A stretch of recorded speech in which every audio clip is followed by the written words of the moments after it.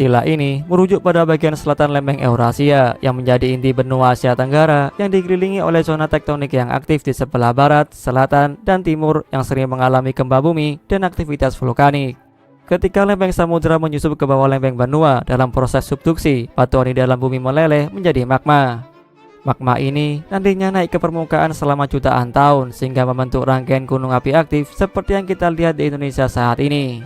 Dalam 200 tahun terakhir, 19 gunung berapi di Indonesia tercatat telah meletus termasuk Gunung Tambora pada tahun 1815 yang letusannya menyebabkan perubahan iklim global dan menciptakan tahun tanpa musim panas. Dalam sebuah artikel ilmiah yang ditulis oleh Dr. Insinyur Johan Arif dari Institut Teknologi Bandung, beliau membagikan informasi menarik tentang bagaimana fauna bermigrasi dari Asia ke Indonesia.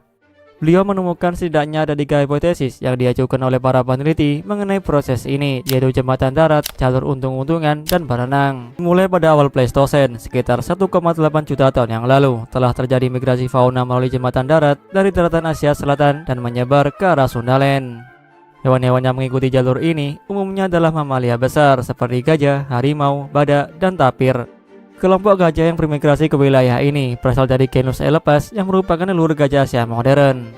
Namun, ada suatu masa ketika gajah-gajah ini berevolusi sehingga memiliki ukuran tubuh sebesar sapi seperti yang dialami oleh Stegodon di Kepulauan Nusa Tenggara.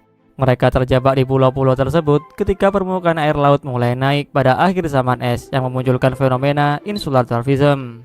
Istilah ini merujuk pada fenomena biologis di mana hewan yang hidup di pulau-pulau kecil cenderung menjadi lebih kecil daripada kerabat mereka yang hidup di daratan yang lebih besar. Apabila Sundaland merupakan daratan luas yang menghubungkan bagian barat dan tengah Indonesia dengan daratan Asia, daratan Sahul justru sebaliknya.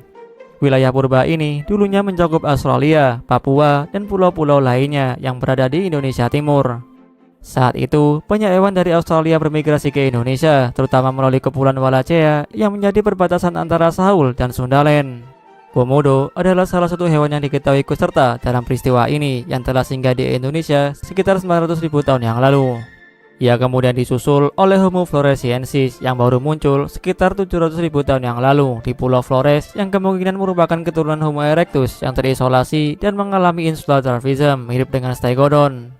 Makhluk purba ini dulunya hidup berdampingan berdasarkan temuan fosil mereka yang ditemukan secara bersamaan di dalam sebuah gua kapur yang ada di Flores, yaitu liang buah. Hewan lain yang juga bermigrasi melalui Sahul adalah kuskus, walabi, dan kasuari yang masih dapat kalian temukan di Papua hingga sekarang.